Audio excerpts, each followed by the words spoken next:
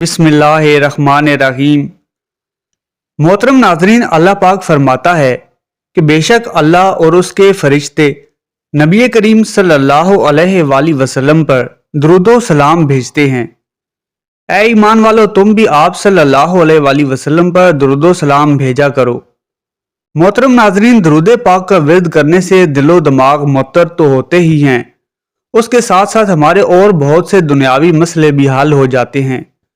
आज हम आपके साथ एक ऐसा ही वाकया गोश गुजार करने जा रहे हैं जो कि आपका दुरूद शरीफ पर ईमान पहले से भी ज्यादा मजबूत कर देगा।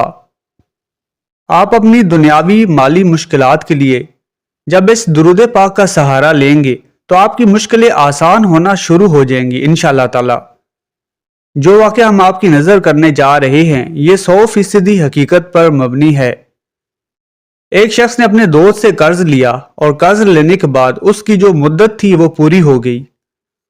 अब जब उसके दोस्त ने अपने पैसों की वापसी का तकाजा किया तो ये वाला शख्स अपनी भरपूर कोशिश के बावजूद रकम वापस न लौटा सका और उसका दोस्त ये केस लेकर अदालत चला गया और जज साहिब के पास जाकर उसने कहा कि इसने मेरे पैसे देने हैं और ये मेरी रकम नहीं लौटा रहा। तो जज ने कहा कि तुम्हारे पास 30 दिन है, 30 दिनों के अंदर तुमने उसके पैसे लौटाने हैं वरना फिर तुम्हारे खिलाफ फैसला हो जाएगा। तो वो शख्स परेशान हाल घर गया। कुछ समझ में नहीं आ रहा था कि क्या करूं। परेशानी के आलम में उस शख्स ने दुरूद पाक का विर्द करना शुरू कर दिया। सुबह से लेकर शाम तक उसने दुरूद पाक ही पढ़ना शुरू कर दिया। एक दिन, 2 दिन, 3 दिन, हत्ता कि 27 दिनों तक लगातार वो दुरूद पाक पढ़ता रहा और इंतजार करता रहा क्योंकि पैसे तो उसके पास थे नहीं और तीसरे दिन अदालत में पेश होना था। 27 दिन गुजर गए, 28 दिन की रात आ गई। ख्वाब में उसको किसी ने आवाज दी कि घबराओ नहीं, तुम्हारा कर्ज अदा हो जाएगा। उसे उम्मीद बंदी और अगले दिन फिर दुरूद पाक पढ़ता रहा। अब नबी पाक सल्लल्लाहु अलैहि वसल्लम की ख्वाब में ज़ियारत हुई। आका करीम ने फरमाया कि तुम घबराओ नहीं, तुम्हारा कर्ज अदा हो जाएगा। तुम अली बिन ईसा वजीर के पास जाओ और उससे कहो वो तुम्हारा कर्ज अदा कर देगा। अब जब सुबह उठो तो वो बहुत खुश हुआ कि नबी पाक की ज़ियारत मुझे हो गई। लेकिन फिर ख्याल आया कि अगर मैं वजीर साहब के पास गया और उन्होंने मुझसे कोई एविडेंस मांग लिया या प्रूफ मांग लिया कि मैं कैसे मानूं कि तुम्हें नबी पाक सल्लल्लाहु अलैहि वसल्लम ने भेजा है, तो इस बात पर तो मेरे पास कोई दलील नहीं है। अब तीसरी रात आ गई, आखिरी रात है और सुबह अदालत जाना है। दुरूद पाक पढ़ते पढ़ते सो गया। सरवरे कायनात इमामुल अंबिया हजरत मोहम्मद सल्लल्लाहु अलैहि वसल्लम ने फिर रात को करम फरमाया और फरमाया कि अली बिन ईसा वजीर के पास जाओ, वो तुम्हारा कर्ज अदा कर देगा। कहा हजूर मैं तो चला जाता, लेकिन अगर वो मुझसे कोई प्रूफ मांगता, कोई एविडेंस मांगता तो मैं क्या जवाब देता। प्यारे आका सल्लल्लाहु अलैहि वसल्लम ने फरमाया कि उससे कहना कि आपका एक राज है जो आप जानते हैं या रब जानता है, और वो राज ये है कि आप रोजाना फजर के बाद 5000 मरतबा दुरूद पाक पढ़ते हैं और जब तक दुरूद पाक मुकम्मल नहीं होता आप किसी से बात नहीं करते। अब जब सुबह उठा तो बहुत मुतमईन कि अब तो दलील भी आ गई है। सुबह सुबह अली बिन ईसा वजीर के पास पहुंच गया। उसका दरबार लगा हुआ है। उस शख्स ने पैगाम भिजवाया कि मैं अली बिन ईसा वजीर के साथ अकेले में मिलना चाहता हूँ। दरबारी ने आकर पूछा कि वजीर साहब पूछ रहे हैं कि किसका पैगाम लाए हो। कहा कि मैं नबी पाक सल्लल्लाहु अलैहि वसल्लम का पैगाम लाया हूँ। वजीर साहब ने फौरन बुलवा लिया और कहा फरमाइए। कहा कि मुझे आका अलैहिस्सलातु वस्सलाम ने कहा है कि आप मेरा कर्ज अदा कर दीजिए। मैं 3000 दिनार का मकरूज हूँ। अदालत का आज आखिरी दिन है और आज मुझे अदालत में पेश होना है। आज अगर मैंने अपना कर्ज अदा न किया तो मुझे सजा हो सकती है।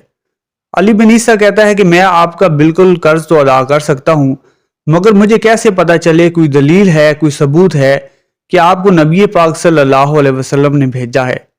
कहता है कि हाँ, खाली हाथ नहीं आया, आका करीम ने दलील भी अता फरमाई है। तो वो कहता है कि बताइए क्या दलील है। कहता है कि आपका एक राज है जो कि आप जानते हैं या सिर्फ आपका रब जानता है।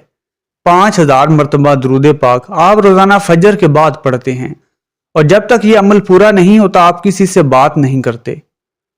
मोहतरम नाजरीन, जरा तसव्वुर कीजिए, जो शख्स रोजाना 5000 मरतबा दुरूद पाक पढ़ता होगा वो आशिक़ रसूल कैसा होगा। उसकी तो लॉटरी निकल आई, वो तो खुशी से झूम उठा کہتا ہے کہ مرحبا یا رسول اللہ، میرے درود پاک قبول ہو گئے۔ خوشی سے اس شخص کو کہتا ہے ابھی آپ بیٹھیں، اور اندر کمرے میں چلا گیا اور واپسی پر 3000 نہیں 9000 دینار لے کر آیا۔ کہتا ہے کہ 3000 تو نبی پاک کا حکم، مرحبا یا رسول اللہ، 3000 اور لیجئے، آپ نے اتنی اچھی خبر سنائی، اتنا پیارا خواب سنایا، آپ کے قدم میرے گھر تک آئے، اور 3000 مزید لیجئے، اس سے اپنے بچوں کے لیے کوئی کاروبار شروع کیجئے، اور ایک وعدہ بھی کیجئے کہ زندگی میں جب بھی آپ کو کوئی ضرورت پڑے گی تو آپ میرے پاس آئیں گے، میں آپ کا بھائی ہوں۔ اب یہ دیوانہ بڑا خوش ہو کر عدالت پہنچا۔ وہاں پر سب لوگ یہی سوچ رہے تھے کہ اس نے آج گرفتار ہی ہونا ہے، کیونکہ اس کے پاس کچھ تھا ہی نہیں دینے کو، پہلے ہی کہہ دیا تھا کہ میں دیوالیہ ہو چکا ہوں۔ عدالت میں جاتے ہی اس نے 3000 دے دیے کہ یہ 3000 لیجئے اور میرا قرض ادا کر دیجئے، میں اپنے قرضے سے بری ہونا چاہتا ہوں۔ جج تو پھر جج ہوتے ہیں، کہتے ہیں کہ قرض ادا ہوتا رہے گا، پہلے یہ بتاؤ کہ یہ پیسے لائے کہاں سے ہو؟ تم تو کہتے تھے کہ پیسے ہیں ہی نہیں تمہارے پاس، اتنی بڑی رقم کا کیسے انتظام کیا؟ بھری عدالت میں اس نے اپنی زبان سے حال اقرار کیا، اتنا دیا سرکار نے مجھ کو، اتنی میری اوقات نہیں، یہ تو کرم ہے ان کا، ورنہ مجھ میں تو ایسی بات نہیں۔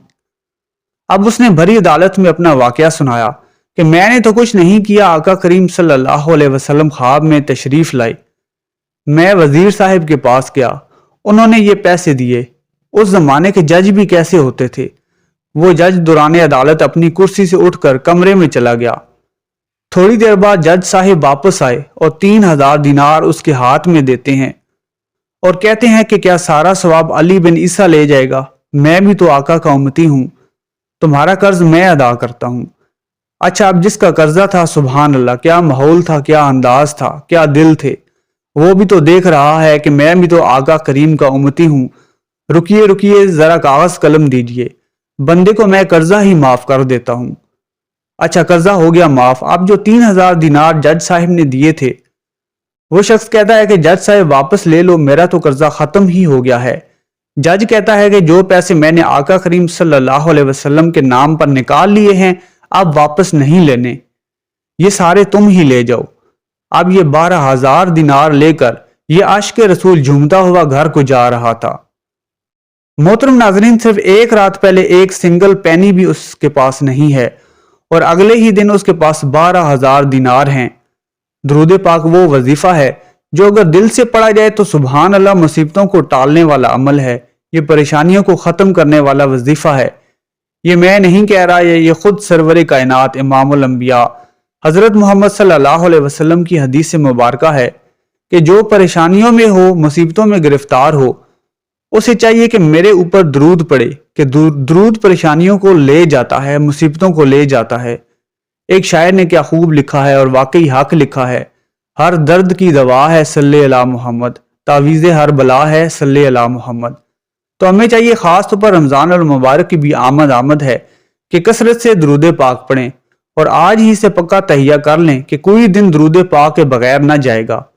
خلوص دل کے ساتھ، سچی محبت، لگن اور محنت کے ساتھ درود پاک کا ورد کرنا شروع کر دیں۔ کوئی سا بھی درود پاک جو آپ کو آسان لگے پڑھنا شروع کر دیں۔ انشاءاللہ تعالی ہر قسم کی مصیبتوں اور مالی پریشانیوں کا آپ کی زندگی سے ہمیشہ ہمیشہ کے لیے خاتمہ ہو جائے گا۔ امید ہے کہ ویڈیو آپ کو پسند آئی ہوگی۔ ویڈیو پسند آئی ہے تو چینل کو سبسکرائب کر لیں، صدقہ جاریہ کی نیت سے شیئر بھی کر دیں، اور کمنٹ سیکشن میں صلی علی محمد ضرور ٹائپ کریں۔